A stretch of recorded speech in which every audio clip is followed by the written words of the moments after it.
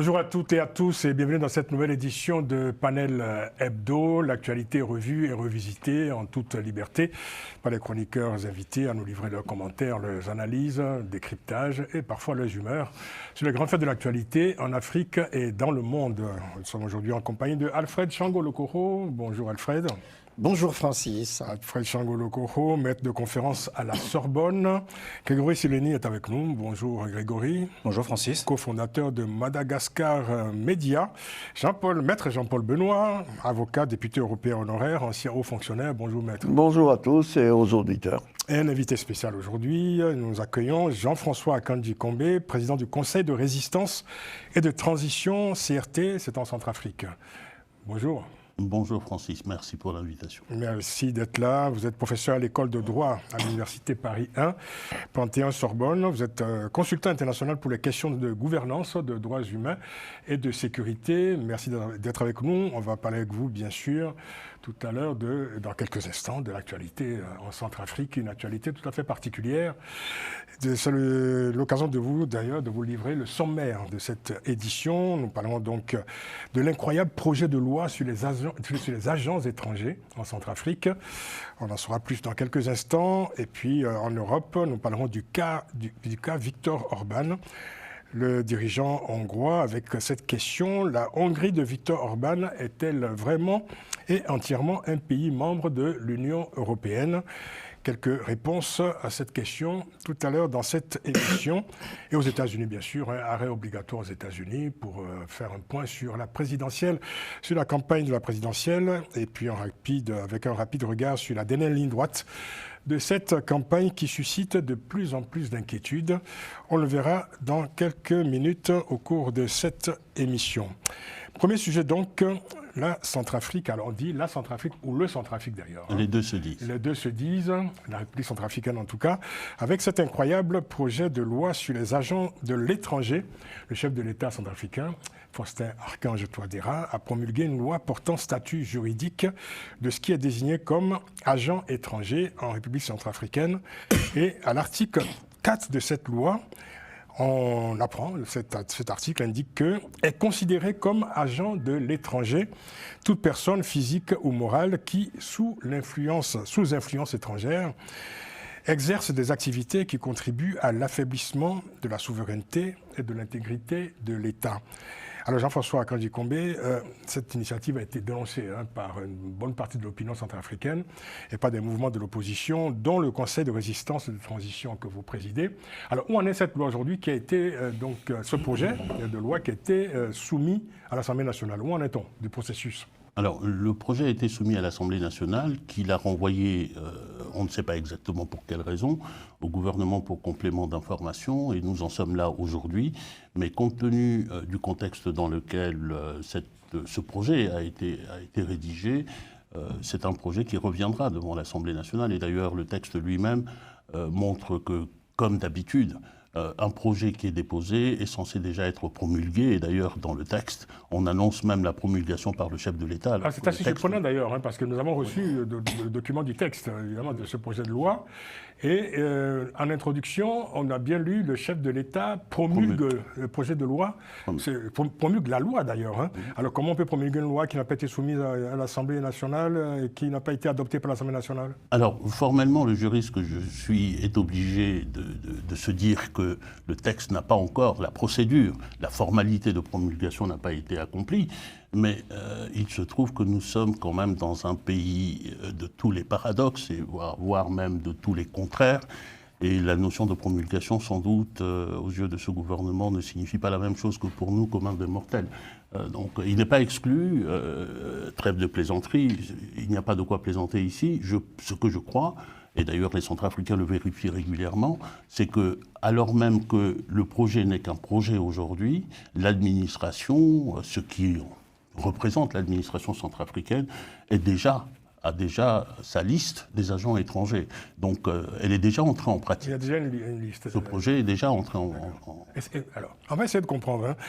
Votre mouvement, le CRT, le Conseil de résistance et de transition, a qualifié ce projet de loi scélérat, rédigé sous la dictée des Wagner. Alors, quels sont les tenants et éventuels aboutissants de cette loi, si jamais elle était adoptée, pour qu'on comprenne bien, évidemment, les périls que vous dénoncez déjà, en tout cas, que suscite, selon vous, cette loi? Alors, nous sommes dans un contexte qui n'intéresse pas que la République centrafricaine, parce que depuis fort longtemps déjà, depuis plusieurs années, notre pays a été pris pour un laboratoire, le laboratoire du pire en Afrique. Et on y fabrique ce qui ensuite va être disséminé un peu partout, y compris dans les pays de l'AES par la suite, dans d'autres zones d'Afrique. Et ce qui est en train de se passer doit être regardé très attentivement à cette visée-là. C'est un laboratoire, malheureusement pour nous, et c'est un laboratoire d'ailleurs très très particulier parce que la dictature est déjà là. Il ne s'agit pas de créer une dictature, la dictature est déjà là.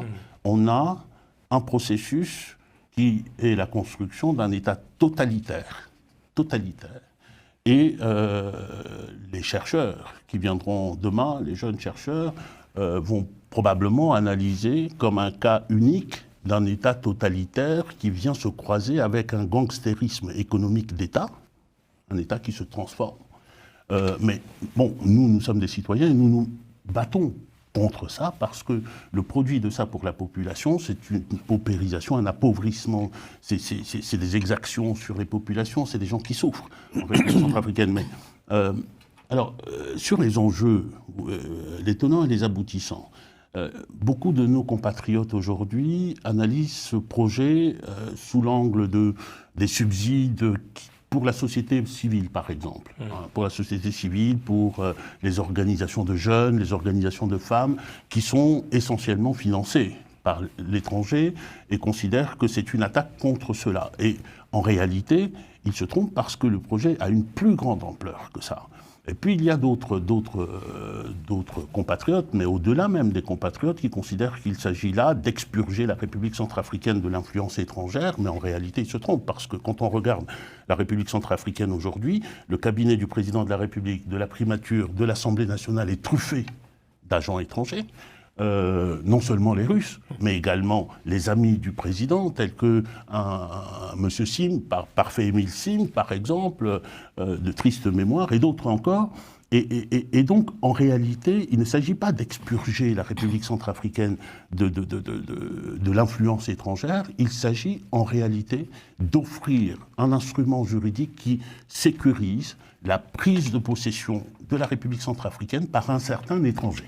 D'accord. Alors, justement, il faut dire que cette loi, ce projet de loi ressemble en tout point à la loi votée en 2012 en Russie, qui était aussi qualifiée de loi sur les étrangers, sur les agents étrangers en Russie, et qui désigne aussi comme agent de l'étranger quiconque, alors les mots sont intéressants, quiconque reçoit un soutien de l'extérieur de la Russie ou qui est sous l'influence de l'extérieur de la Russie. Alors on retrouve les mêmes mots, les mêmes formulations dans le projet de loi qui vient d'être produit par le régime de Bangui. Ce n'est pas seulement de l'inspiration, nous avons là un copier-coller. Quand hier on critiquait le fait que des États africains puissent prendre exemple sur d'autres, puissent appliquer dans leur pays des lois qui ont été faites pour d'autres sociétés, c'est un copier-coller. C'est un copier-coller et en réalité l'enjeu est double dans notre lecture.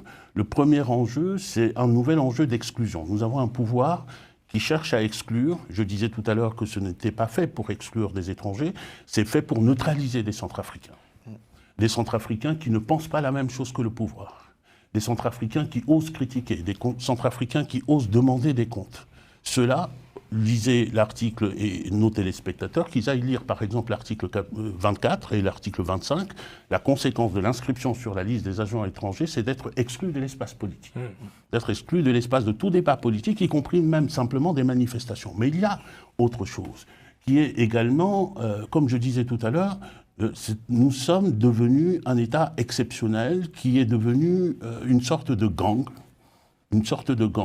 par de la prédation économique. Et l'article 7, paragraphe F, est extrêmement intéressant de ce point de vue-là, parce qu'il prévoit notamment que les organisations qui sont de droit centrafricain, mais qui sont dirigées par un agent étranger, sont ipso facto considérées comme des organisations étrangères, oui, et donc exposées à l'ensemble des peines, des sanctions qui sont prévues, dont la sanction notamment de confiscation des biens.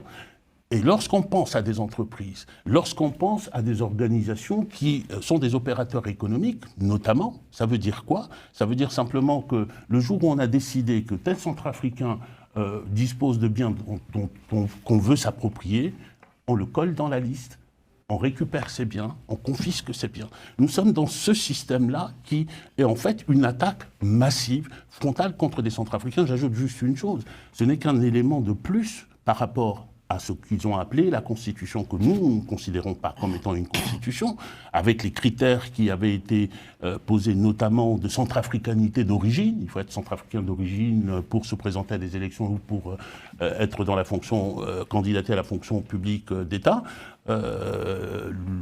L'attaque contre la double nationalité, nous avons aujourd'hui un élément de plus qui permet une répression administrative de toute personne.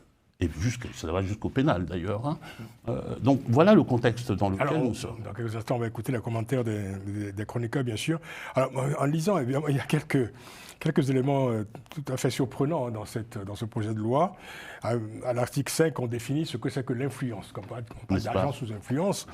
Alors, à l'article 5, on apprend que l'influence désigne toute forme de contrôle ou d'emprise exercée par une puissance étrangère sur un individu, personne physique. Alors, comment mesure-t-on l'influence? Alors, on lit quelques lignes plus loin que l'influence doit être suffisamment importante pour compromettre l'indépendance ou l'objectivité de l'individu ou de l'entité concernée. On va engager un bataillon de psychiatres ou de psychanalystes pour mesurer le degré d'influence susceptible d'être,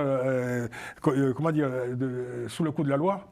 À vrai dire, les choses sont beaucoup plus simples que ça, oui. Francis. Doit être considéré comme influence tout comportement ou tout agissement ou toute tentative qui ne concerne ni le président de la République, ni le gouvernement, ni l'Assemblée nationale. Je dis cela pourquoi? Parce que l'État dans lequel on veut faire adopter et promulguer cette loi est l'État le plus extraverti qui soit. Donc plus de 80% du budget est financé par l'étranger, par des organisations internationales et pas au titre de la coopération bilatérale. Nous avons un président qui, chaque mois, a au moins 3 voyages à l'étranger pour aller chercher de l'argent, alors qu'il ne va pas visiter l'intérieur du pays. Et nous avons des institutions qui sont des institutions sous contrôle et sous contrôle des Wagner. La sécurité du pays est décidée par les Wagner. Jusqu'à l'économie du pays est tenue aujourd'hui par les Wagner, et même la société est gangrénée pour être par les Wagner. Aujourd'hui de l'État centrafricain par l'exécutif centrafricain et Wagner. Et c'est pour ça que je vous disais... Et la Russie, en fait. Et la Russie, maintenant que la Russie assume la paternité des Wagner, parce qu'il y a 3 ans, la Russie ne tenait pas le même discours, mais maintenant la Russie assume la paternité de l'Africa Corps. Mais c'est pour ça que je disais tout à l'heure que ce projet-là, il s'agit de livrer la République centrafricaine pieds et mains liés, les Centrafricains avec, à une puissance étrangère, et même pas une puissance étrangère, c'est-à-dire à une sorte de mafia comprador. Parce que c'est de ça qu'il s'agit. Ce sont des individus qui s'accaparent des pouvoirs d'État pour faire leur business. Et c'est de ça qu'il s'agit. Et notre pays, aujourd'hui, on n'a pas le temps ici d'évoquer la souffrance des Centrafricains qui subissent ça. Non seulement, aujourd'hui, il y a encore plus d'1 million de Centrafricains qui sont des réfugiés à l'étranger, il y a à l'intérieur du pays près d'un demi-million de personnes qui sont encore des personnes déplacées dans le pays, à part la capitale qui est Bangui, où les tenants du pouvoir disent Bangui est doux, le reste du pays, c'est un enfer.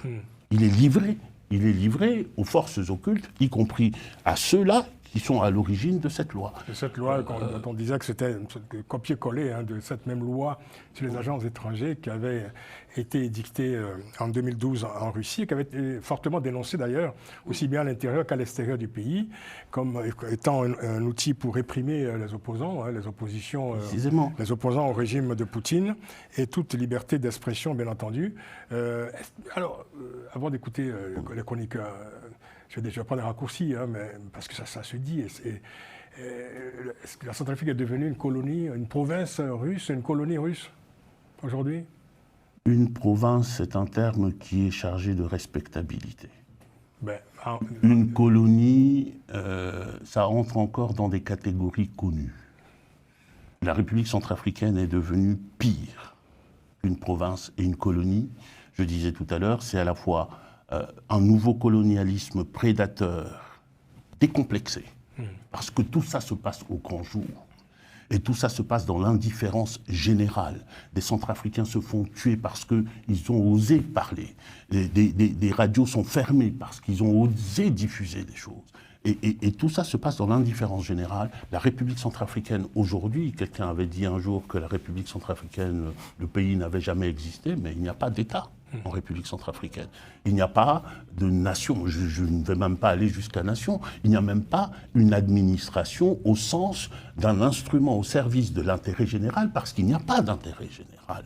Il y a l'intérêt de ceux qui gouvernent, qui se sont entendus, comme je le disais tout à l'heure, avec toute la mafia du monde, y compris africaine, pour pouvoir piller ce pays. Et le pays est en train d'être pillé, et le pays est en train non seulement de disparaître parce qu'il n'a pas existé, mais on veut effacer les Centrafricains de la surface de ce territoire-là, et ce sont des Centrafricains qui sont aux commandes de cette opération d'effacement des Centrafricains. Et vous l'avez bien dit que le Centrafrique a été le laboratoire, le premier laboratoire de l'offensive de la Russie en Afrique subsaharienne. Alfred. Alors, moi, je souscris totalement à ce que Jean-François Kandji-Kombé vient de développer à propos justement de cette loi, projet de loi scélérat, comme il l'a qualifié. Mais je m'étonne, parce qu'en fait, au moment où Archange Touadéra succède à Catherine Samba-Panza, on n'imagine pas qu'il conduirait la Centrafrique vers là, parce qu'on voit les débats qu'il y avait eu justement pour une nouvelle constitution, etc. Alors, on n'imaginait pas cela. Ça, c'est une première remarque. La seconde, c'est que la Centrafrique, mais on le disait en off ici, au fond est imbriquée dans un espace Tchad, Congo-Brazzaville, RD Congo et puis le Cameroun. Et Jean-François Kandji-Kombé a évoqué les populations qui sont déplacées le long des frontières, que chaque fois qu'il y a un événement qui se passe en Centrafrique, ça a des répercussions tout autour. En RD Congo, Congo-Brazzaville, etc. Et vice-versa, quand ça se passe en RD Congo, il y a cet impact qui est là, des populations qui traversent la frontière, qui se retrouvent en Centrafrique. Et effectivement, quand on lit ce projet de loi, on se disait, mais jusqu'à présent, la Centrafrique, quand même, a atteint, j'allais dire, des sommets de soumission à l'étranger, alors que le discours politique, le discours officiel est de dire la souveraineté de la Centrafrique, mais cette souveraineté, on la place sous la dépendance de la Russie, de Wagner. Et là, il y a un paradoxe terrible. Et cette loi, parce que ce projet, j'ai lu attentivement, alors on dit il faut se déclarer. Comment est-ce qu'on va se déclarer qu'on est comme agent étranger de l'étranger Je veux dire, ou alors on prend des Centrafricains, je ne sais pas pour qui, et puis on pense effectivement qu'ils n'ont pas cette capacité de réfléchir, de dire, mais attendez, vous nous prenez pour qui? Je pense mais vraiment que Archange Touadéra, il est en train de... Ce n'est pas véritablement un archange, mais un archange de la mort, de la compromission de la Centrafrique, et je pense effectivement, comme le dit Jean-François Kandji-Kombé, et tous les Centrafricains qui luttent, il faut se battre jusqu'au bout pour défendre ces libertés-là qu'on veut leur arracher, veut leur confisquer, liberté de parole, liberté de s'organiser, liberté d'opinion, de diffuser justement une autre parole que celle de Touadéra et de ceux qui sont autour de lui. Merci Alfred Maître. Jean-Paul Benoît, quelles analyses vous inspire ce projet de loi? Je partage l'analyse qui vient d'être faite par Jean-François. Moi, j'ai connu ce pays, je connais ce pays, j'allais dire hélas, depuis longtemps, et je l'ai connu au moment de l'épisode Bokassa et de la parodie du sacre de Bokassa. Ce pays a été frappé d'une malédiction politique et humaine. Il n'y a jamais eu de gouvernement véritable qui a pris en compte l'intérêt général des Centrafricains. Et maintenant, on arrive à la caricature la plus totale, parce que ce régime n'a même pas besoin de loi. Ce régime il ne fait pas voter la loi, il la promulgue avant qu'elle soit votée, et même si la loi existe, le propre d'un gouvernement comme celui qui est en poste en République centrafricaine, c'est de ne pas respecter la loi, c'est de ne pas respecter les règles qu'il se donne lui-même. Donc c'est une espèce de faux semblant. On dit il y a une loi. Alors cette loi, quand on la lit, elle est appliquée, mais elle est appliquée. Tout ce qui est contenu de la loi est déjà mis en œuvre avant que la loi existe. C'est-à-dire l'impossibilité de s'exprimer, c'est-à-dire le pillage du pays par un certain nombre de gens et la dépendance à l'égard de l'étranger. Donc on se demandait si c'était une province ou etc. Malheureusement, c'est une appropriation par Wagner qui pendant un temps a été peinturluré en disant c'est pas moi Poutine, mais c'était la Russie. Wagner a toujours été un instrument aux mains de Poutine. Donc c'est Wagner qui gouverne ce pays. Et j'en veux beaucoup à mon propre pays. Parce que, compte tenu des liens, vous le savez comme moi, votre pays est à la France. J'en veux beaucoup à mon propre pays, qui ne s'est jamais engagé sérieusement, complètement, dans ce pays, et a laissé faire un certain nombre de choses. Et que vous le disiez, et vous avez raison, c'est une espèce d'indifférence générale qui est meurtrière, coupable. Et la France a eu beaucoup de responsabilités dans la manière dont M. Touadéra gouverne et comment on a laissé s'implanter Wagner. Parce que Wagner, c'est la colonisation dans ce qu'elle a de pire. Donc, on pourrait ajouter aussi, pardon, les troupes rwandaises qui sont voilà. dans le cadre... C'est un autre chapitre. C'est un autre sujet compliqué et sensible. Donc je suis très triste de ce qui se passe dans ce pays, que j'ai connu, qui est un beau pays, qui a des ressources, si elles étaient utilisées, exploitées intelligemment. Donc voilà, vous êtes en proie à une mafia. C'est une réflexion, Grégory? Vous avez dit quelque chose de très important, je pense. C'est ce qui est en train de se passer en Centrafrique. C'est le miroir de ce qui pourra se passer, le reflet de ce qui pourra se passer pour les autres pays. C'est un avertissement pour les autres États africains qui souscrit des accords avec la Russie. C'est également un avertissement pour la société civile et ses représentants, parce qu'il y a des populations encore aujourd'hui qui croient au projet russe. Parce que là, on a parlé de la loi de 2012 sur les agents de l'étranger, mais il y a un précédent, c'est la Géorgie. Et ça, c'était... Tout à fait. Donc, on a vu ce qui s'est passé, où ça a dû d'ailleurs créer une vindicte populaire. Donc forcément, naturellement, on pense aux États comme l'AES, mais ça sera aussi d'autres États. Et on voit finalement la vision de la Russie qui de plus en plus montre de manière ostentatoire son influence sur le continent africain, on va dire même dans le monde. Et clairement, cette opposition à l'Occident, voilà à quoi elle ressemble, l'opposition qu'on veut nous faire vendre comme paradigme à ce que sont les valeurs occidentales. Donc je pense qu'il y a une grande inquiétude à avoir, et c'est pour ça que je voulais vraiment rebondir sur ce que vous avez dit, parce que je pense qu'on ne mesure pas ce qui est en train de se passer sur le continent. Et même pour finir, ça devrait clairement être abordé au sein de l'Union africaine. Les pays devraient aborder ces questions-là. Qu'est-ce que l'on fait quand on a un précédent comme la Centrafrique pour pas que cela se généralise, parce que c'est sûr et certain que d'autres pays vont suivre. Oui, mais c'est une très bonne remarque que vous faites. Je voulais le dire, vous l'avez dit, c'est très bien. Les autres pays, ça doit être un exemple dramatique qui doit obliger et l'Union africaine à prendre ses responsabilités. Malheureusement, aussi. Mais c'est l'indifférence, comme a dit notre ami. C'est ça. Malheureusement, quand on regarde les pays voisins de la Centrafrique, c'est pourquoi je disais le Congo-Brazzaville, la RD Congo, le Tchad, ça ne prend pas vraiment le chemin de cette prise en compte. Je suis d'accord. De cette réalité-là. Je suis Au contraire, on a l'impression que l'Afrique centrale, en tout cas de ces pays-là, c'est le ventre creux mou, justement, de j'allais dire, de la démocratie en Afrique en particulier. Et l'absence de la CEAC, CEMAC, justement, face à ces genres de situations, cette absence, elle est criante. La communauté d'Afrique centrale. D'Afrique centrale, voilà. Elle est dramatique, cette absence. Alors, Jean-François Kandji-Combé, alors, je veux dire, avant même que cette loi fût édictée, vous avez déjà subi, vous, en fait, je dirais, les foudres de la dérive, en tout cas de ce régime dont la dérive autoritaire n'est plus à démontrer, puisqu'il y a quelques mois, enfin l'année dernière en tout cas, vous contesté comme beaucoup d'autres le changement de constitution, la modification de la constitution et ce référendum constitutionnel qui permettrait donc éventuellement, enfin qui permettrait implicitement au président Touadéra de se représenter pour un troisième mandat en 2026.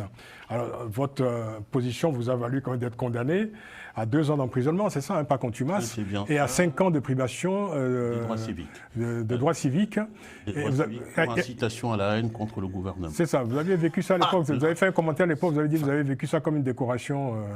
Pour moi, c'est la croix du mérite centrafricain que je n'ai jamais eue, c'est celui-là que c'est celle-là que je Elle est lourde, voir avec ça. Elle est lourde. En fait, c'était la sanction d'un double combat, enfin, depuis longtemps, mais deux combats qui ont été portés devant la Cour constitutionnelle et où nous avons gagné. D'abord sur la crypto-monnaie dont on ne parle plus, c'est ça. qui avait été construit comme le système pour financer toute cette opération par la suite. Nous l'avons attaqué devant la Cour constitutionnelle et nous avons gagné.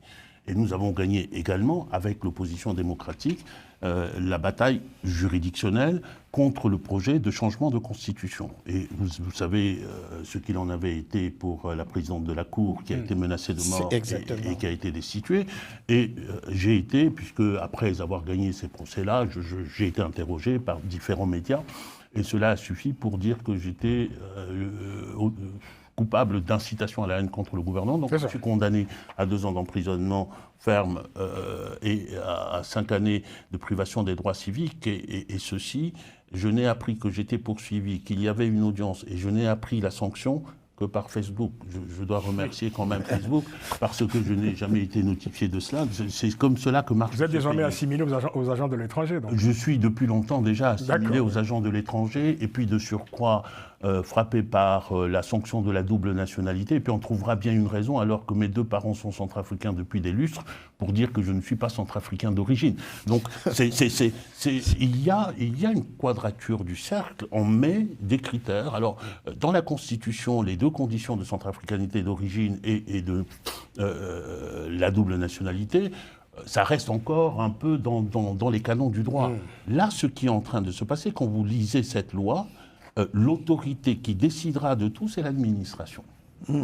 Lorsque vous ne vous êtes pas déclaré vous-même comme agent étranger, il est écrit, l'administration peut d'office vous inscrire sur la liste des agents étrangers. Ça veut dire que tous les Centrafricains qui oseront ne serait-ce que manifester une discordance avec la position officielle vont se retrouver sur cette liste. Il y a quand même une subtilité, c'est que les partis politiques ne sont pas concernés par la loi. Les partis politiques ne sont pas concernés, mais nous indiquons dans notre déclaration, d'ailleurs, nous mettons en garde les membres, les chefs de l'opposition, les chefs des partis individuellement, peuvent être concernés. Ils sont aussi personnes physiques. Exactement. Ils sont aussi personnes physiques et ils peuvent être frappés par cette sanction, par cette inscription sur la liste, de la même manière que les autres organisations qui peuvent être frappées. Donc tout est fait en fait pour laisser à la discrétion de Touadéra la décision de qui pourra participer aux jeux politiques dans ce pays.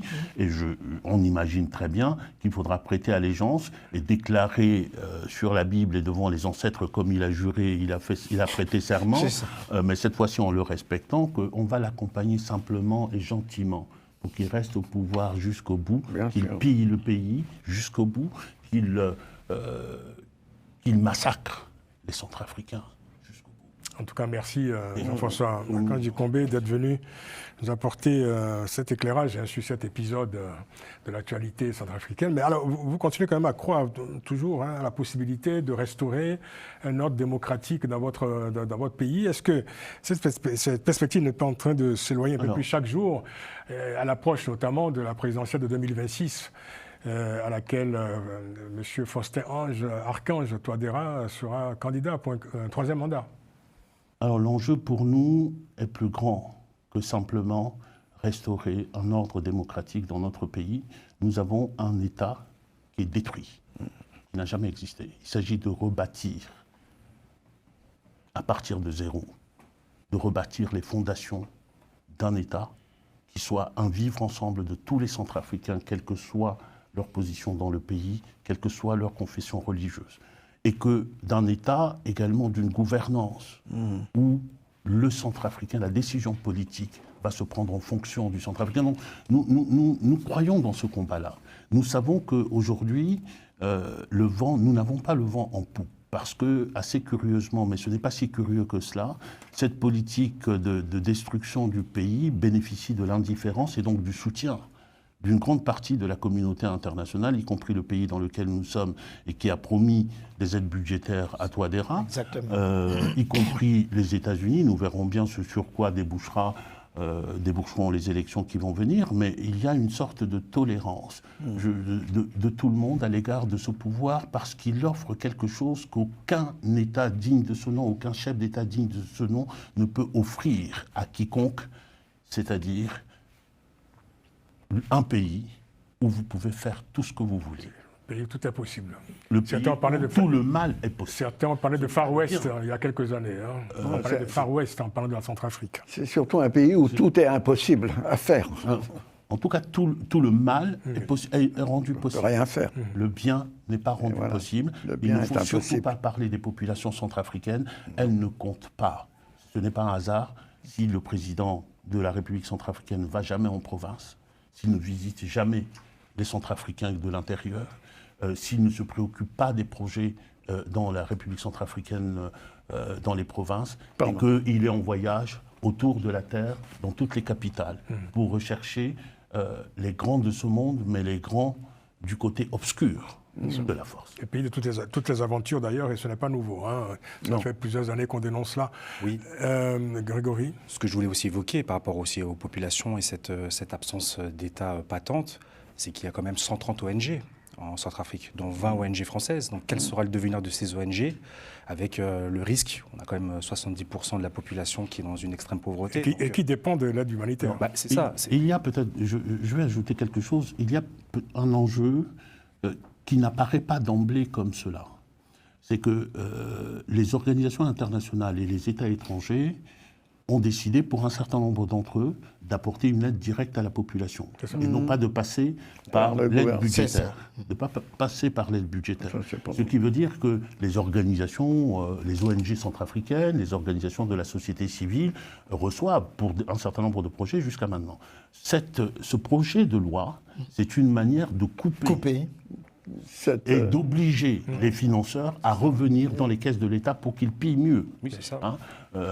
Il faut réalimenter les caisses de l'État pour qu'ils puissent piller mieux et qu'ils puissent rémunérer grassement les Wagner qui sont là, parce qu'ils ont besoin aussi de cash. Ils ont des mines d'or, ils ont des mines de diamants, ils ont tous les mines des forêts, ils ont une part de l'économie essentielle, mais ils réclament également du cash. Et il faut alimenter les caisses de l'État. Et cette loi, ce projet, est aussi destiné à cela. Nous n'aurons pas épuisé, bien entendu, ce sujet. On aura l'occasion d'y revenir au cours d'autres éditions de Panel Hebdo. On va passer au deuxième sujet de cette édition.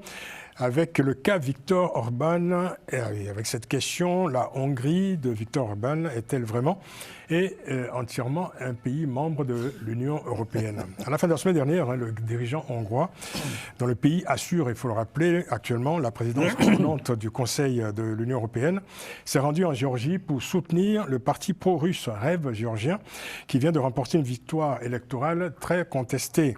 L'Union européenne a tenu d'ailleurs à préciser que cette visite de Orban était une initiative personnelle.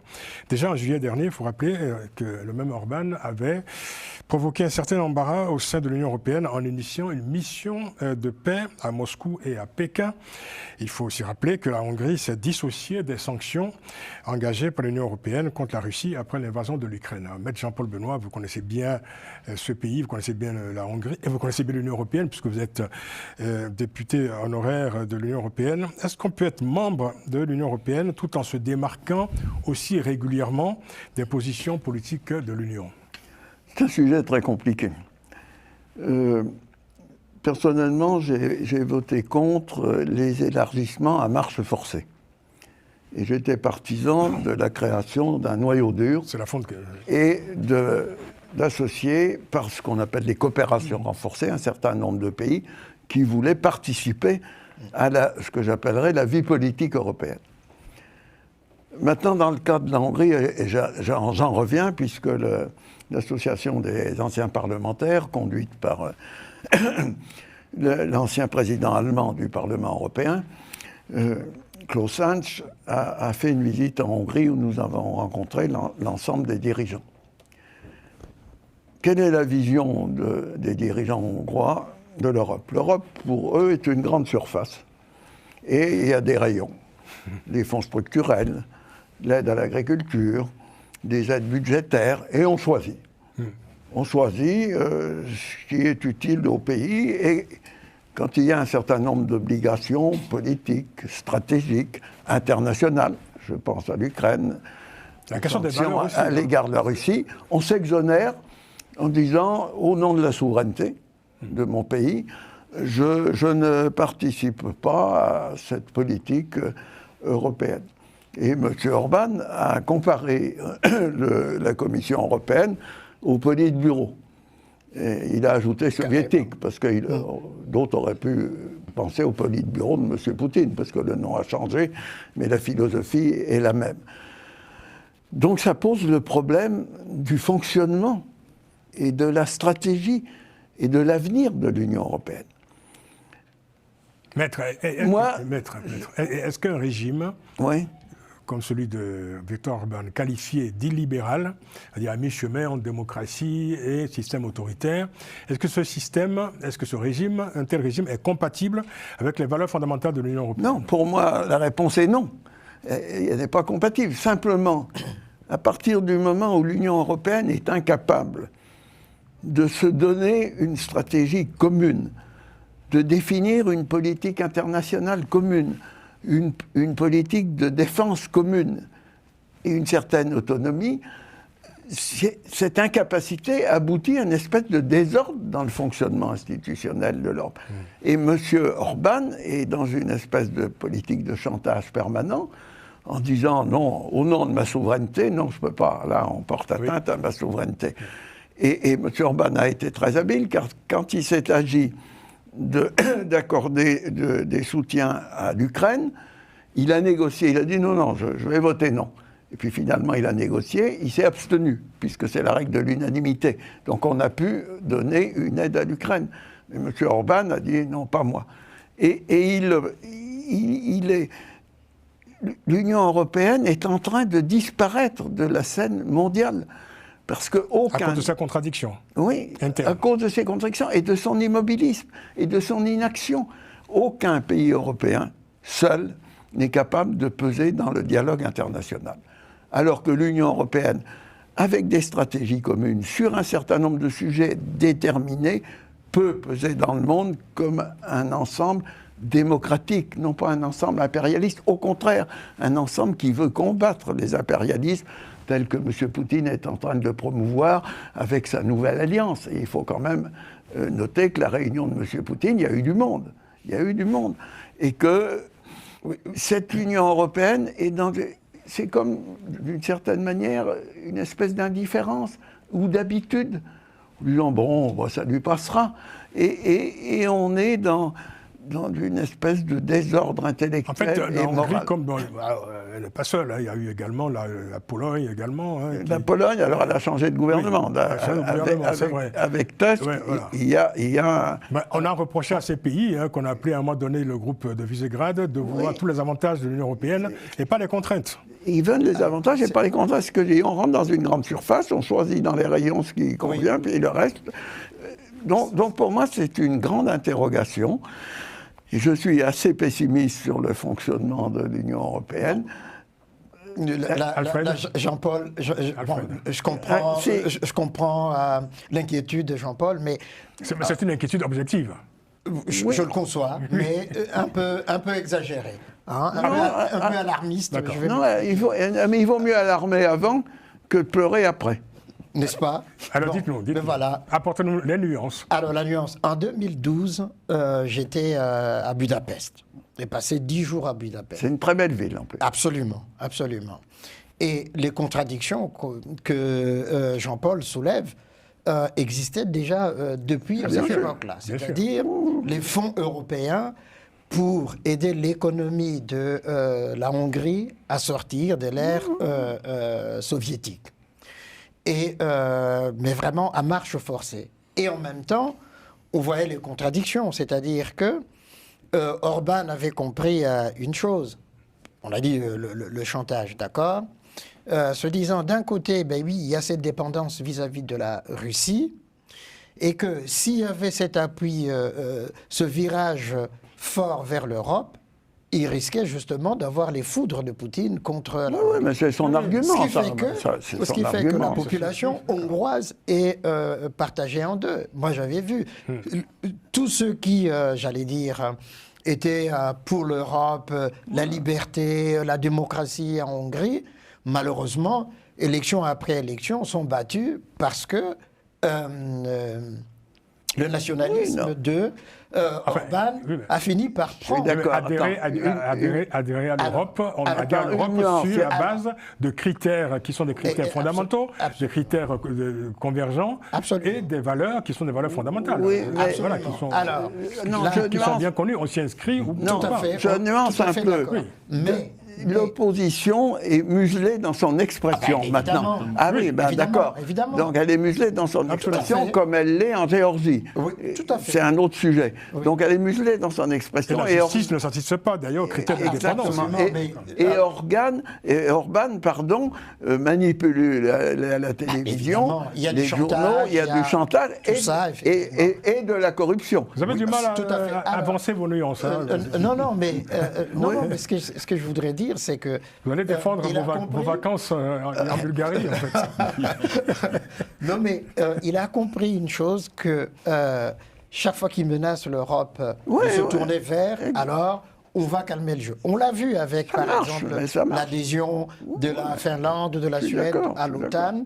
Ce qu'il a fait, il a du chantage, et puis à la fin, il a obtenu ce qu'il voulait. Il prend les têtes de gondole dans le supermarché européen, et puis après, il essaie de faire ce qu'il veut. En même temps, mais justement... Alors on va aller vite, parce qu'on va écouter... Oui, c'est ça la faiblesse, au fond, je dirais pas la faiblesse, la tolérance de l'Europe pour dire... C'est une faiblesse, tolérance, le mot... C'est de la tolérance. Là, je suis pas tolérant. Justement, de perdre un certain nombre de ses membres.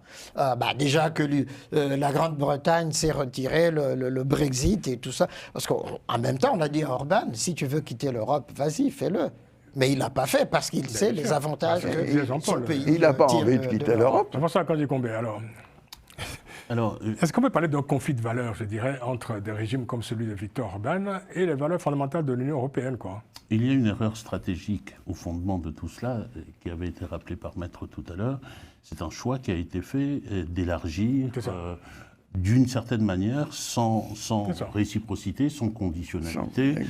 Parce qu'il faut se souvenir qu'avant cette vague d'élargissement, il y avait une condition démocratique pour montrer Parce que la communauté, ce qui était l'Union européenne d'aujourd'hui, la communauté à l'époque se définissait comme une communauté de valeurs d'abord. Ouais. Comme une communauté de valeurs et également, et il se trouve que dans une autre vie, celle-ci, mais dans un autre passé, j'avais participé dans le cadre d'un programme conjoint de l'Union européenne et du Conseil de l'Europe à la préparation des différents pays qui entendaient adhérer à l'Union européenne. Donc j'ai été à Budapest aussi, dans ces conditions-là. Et il était clair que... C'était aussi l'euphorie de l'après-guerre froide, qui a mis Oui, l'Union européenne non, à absorber tout ce qu'on appelle les satellites de l'Union soviétique. Il y a non seulement cette euphorie-là, mais c'est une euphorie qui a été servie par, disons, une vision plus formaliste de la procédure, parce qu'on allait changer, il suffisait de changer des lois, ratifier des conventions, et puis c'est tout. Or, l'enjeu, ce que je vois dans cet enjeu, et je suis d'accord avec Maître, que l'Europe est en train de se déliter complètement, l'idée européenne n'est plus là, nous avons la politique extérieure de sécurité commune, qui est l'objet de la déclaration. Oui, la fameuse déclaration. Voilà. Mais elle n'est pas mise en œuvre. Il se trouve que cette politique-là, auparavant, n'était pas un élément de l'intégration. On a décidé d'en faire un élément de l'intégration, mais sans prendre les précautions, notamment en termes d'institutions et de procédures, pour faire en sorte qu'il se dégage une volonté européenne qui soit portée à l'international et qui soit soutenue par des moyens notamment de sécurité. Et donc on est dans cette ambiguïté-là, et Orban, il profite de ce brouillamini pour dire « je ne parle pas au nom de l'Europe », mais il sait très bien que sa parole est reçue comme étant la parole de l'Europe. Et donc, contradiction dans les termes, l'Europe est mal barrée. Il profite de ce clair-obscur, comme dirait quelqu'un, d'où jaillissent les monstres. Je veux dire juste un mot sur l'élargissement. Les États-Unis ont poussé au maximum la politique d'élargissement, avec l'argument suivant. Quand on émettait les réticences que j'aimais, il faut construire un ensemble cohérent, avec des valeurs communes. Donc j'aime mieux un nombre de pays moins important que des pays qui ne partagent pas toutes les valeurs communes. Donc contrôlons totalement d'accord avec cet élargissement. Les États-Unis n'ont jamais souhaité l'existence d'une Europe forte. Bien sûr. Et ils ont toujours poussé à l'élargissement. Et le thème, c'était ça. Le thème, c'était de dire, vous ne pouvez pas laisser de côté ces pauvres États qui ont souffert de l'occupation soviétique. Et j'ai entendu ça, j'étais à la délégation du Parlement avec les États-Unis, j'ai entendu ça de la bouche du secrétaire d'État et du secrétaire d'État à la Défense et du secrétaire d'État. Donc c'était l'argument. Les États-Unis ne veulent pas d'une Europe forte. Les États-Unis ont été derrière l'élargissement avec cette conséquence très très concrète. Je vais vous parler des missions effectuées en Hongrie, mais aussi à Tbilissi. On a été à Tbilissi à plusieurs reprises. Et sur le terrain, les États-Unis non seulement poussaient, mais envoyaient également pour avoir une influence prépondérante sur le système qui allait sortir de cet ordre-là. Et ce système libéral, c'est ce que représente M. Orban aujourd'hui. Exactement. Et donc, entrer dans l'Europe, mais soyez nos meilleurs élèves et nos meilleurs représentants à l'intérieur, nos meilleurs défenseurs. Nos meilleurs exécutants.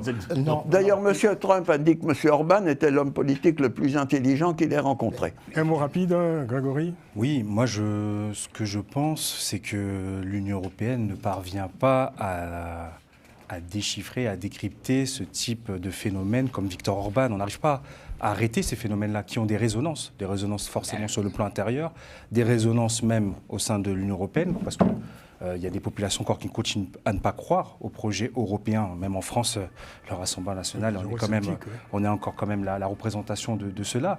Et puis, vous évoquiez tout à l'heure le manque de stratégie à l'échelle européenne sur le plan militaire, sur un certain nombre de domaines. Quand vous avez un pays comme la Hongrie qui dépend à 80% du gaz naturel russe, forcément. Il y a déjà, la position, elle est déjà là. Elle se révèle déjà à ce niveau-là. Et l'Allemagne. Et moi, j'ajouterais... On n'aura pas l'occasion de parler des États-Unis. Mais rapidement, non, mais j'ajouterais une chose. Je sais que vous y tenez beaucoup, c'est pour ça. Absolument, juste... alors, il veut nuancer nos propos. Non, ce que je voudrais ajouter, c'est simplement que, effectivement, on n'a plus des dirigeants européens forts comme était Helmut Kohl ou comme était François Mitterrand et surtout Angela Merkel. Ah non, Angela... Alors là, je suis en désaccord total. Angela Merkel n'avait aucune vision européenne. Est-ce que je peux finir juste Elle n'avait aucune vision européenne. Elle était directrice générale de Mercedes. L'Europe que nous venons de décrire là, au nom de quoi elle pourra encore aller donner des leçons ou exiger des choses? Mais il ne s'agit pas de donner des leçons, il s'agit de montrer un exemple. C'est pas pareil. Notamment en Afrique. Et on a là une des conditions qui font qu'en République centrafricaine, le mal continue à prospérer. Parce que vous ne pouvez pas, en étant vous-même ainsi, aller prôner autre chose et présenter un exemple ailleurs. Donc l'Europe est déstructurée et puis bon. Non, mais je ne souhaite pas que l'Europe donne des leçons, je souhaite qu'elle soit un exemple. Non, qu'elle soit un exemple. C'est pas la même chose. Je dis au nom de quoi, justement parce au nom de ses valeurs, au nom de son fonctionnement, au nom de la démocratie, au nom de l'autonomie par rapport aux États-Unis et à la Russie. Au nom de ce qu'elle vit elle-même et de ce qu'elle incarne elle-même. Bien sûr. Et c'est de ça que nous sommes. Oui, en tout cas, elle est face à ces contradictions historiques. Il ne faut jamais oublier les populations. Les populations veulent adhérer à l'Union européenne. Les populations de ces pays-là, parce qu'ils savent que c'est un espace de liberté. Oui, c'est vrai. Oui, donc il faut prendre ça en considération. Ça a été pris en considération. Oui, non, mais par rapport. Alors, très rapidement, en 5 minutes, on va faire un tour de table pour parler, quand même, faire un point sur la campagne de la présidentielle aux États-Unis. Oh, c'est pas important. Dernière ligne droite de cette campagne. Alors, la semaine prochaine, on fera une édition spéciale, évidemment, on consacrera une édition spéciale à cette élection. On aura les résultats. Entre-temps, puisque l'élection a lieu le 5 novembre, bien sûr. Alors, c'est un climat préélectoral particulièrement tendu. Il y a beaucoup d'inquiétudes. On parle d'une élection de tous les dangers aux États-Unis, avec une Amérique profondément divisée et fracturée, ce qui fait craindre donc les pires scénarios, justement, pour le lendemain de ce scrutin. D'autant que, selon certains observateurs sur place aux États-Unis, les équipes de Donald Trump ont déjà mis en place un dispositif de guérilla judiciaire, avec des bataillons d'avocats et des militants qui se préparent à des blocages locaux, 140 millions recours aux armes. Pour les avocats. Il y a déjà un début de contestation dans les rangs de républicains, dans les rangs du candidat républicain, notamment pour la séquence en Pennsylvanie. Il y a quelques contestations déjà, quelques accusations de fraude. Enfin bon, voilà, le climat est installé pour des lendemains du scrutin assez compliqués, dirons-nous. Alors, on va faire un tour de table rapide. Je sens votre gourmandise. Alfred va prendre la parole.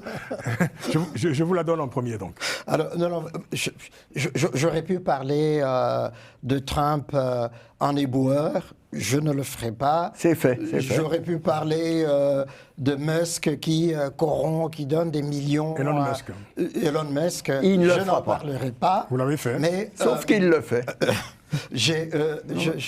Moi, je retiens. C'est un procédé littéraire habituel. N'est-ce pas? Ce que je retiens, moi, de cette semaine, c'est l'intervention, l'appui d'Arnold Schwarzenegger à Kamala Harris et Valls. Il a dit là quelque chose de fondamental sur cette élection et sur l'enjeu de cette élection américaine. En 2 mots, je ne crois pas aux politiciens, mais je crois aux idées politiques. Et la seule personne capable de représenter ces idées du vivre ensemble aux États-Unis, c'est Kamala Harris et Tim Walz. Jean-François, rapidement. Sujet d'inquiétude, bien sûr, pour les États-Unis, mais vu l'engagement des États-Unis sur d'autres théâtres d'opération dans le monde, la position qui, de fait, est tenue par les États-Unis, ce qui s'annonce ne permet pas d'avoir de l'espoir sur des relations compréhensives, en quelque sorte, avec les pays, y compris avec les pays africains. Quel que soit, si c'est le président Trump qui repart, je crois que c'est lui qui avait dit que c'est la merde. C'est la merde. Les pays les pays de merde, je pense qu'on sera considéré même moins que ça. Si c'est Kamala Harris, c'est l'inconnu. Non, c'est la continuité aussi. C'est la continuité, mais dans beaucoup d'ambiguïté. Beaucoup d'ambiguïté, si je m'en tiens à la situation de mon pays, beaucoup d'ambiguïté. Donc, on observe tout ça en espérant de garder espoir dans un monde qui n'a plus de boussole. Grégory, rapidement. Le suspense est total par rapport à... C'est quand même la campagne de toutes les outrances du côté... Oui. Alors, jamais vu, il y a eu ce meeting à New York avec un festival d'outrance et de racisme. Oui, c'est ça. En fait, décomplexé. Là, on sent qu'il y a une tension immense dans les deux camps. Et on essaie de voir qui va déraper, parce qu'on sait que ça va se jouer à quelques milliers de voix. Et là, ce qu'on peut noter, c'est que la stratégie de Kamala Harris de toujours vouloir parler de Donald Trump, parce que Donald Trump, forcément, en faisant le buzz, il attire tous les regards. Elle se détourne finalement de son projet et peut-être aussi de sa base électorale. Donc on verra ce que ça va donner dans quelques jours. Mais Jean-Paul Benoît, je sais qu'en une phrase, vous pouvez conclure cette émission. Allez. Moi, pour une fois, je vais être modeste. Je n'ai aucune conclusion. C'est l'élection la plus serrée qu'on ait jamais connue. La seule certitude que j'ai, c'est ça, et que quel que soit le résultat, M. Trump va le contester, puisqu'il a un bataillon d'avocats qui lui coûte 140 millions de dollars. Merci, M. Jean-Paul Benoît, merci beaucoup. C'est la fin de cette édition. Grégory Sileli, merci d'être venu. Alfred Changolo-Goro, merci beaucoup. Et merci à notre invité spécial, Jean-François Kandji Kombe, président du Conseil de résistance et de transition, c'est le CRT, Mouvement politique centrafricain. Merci, on se retrouve la semaine prochaine pour une nouvelle édition de Panel Hebdo. L'émission a été réalisée, comme chaque semaine, par Romain Clicquot de Mainte. Merci beaucoup à lui. Et donc, à la semaine prochaine, d'ici là, prenez grand soin de vous. À très vite.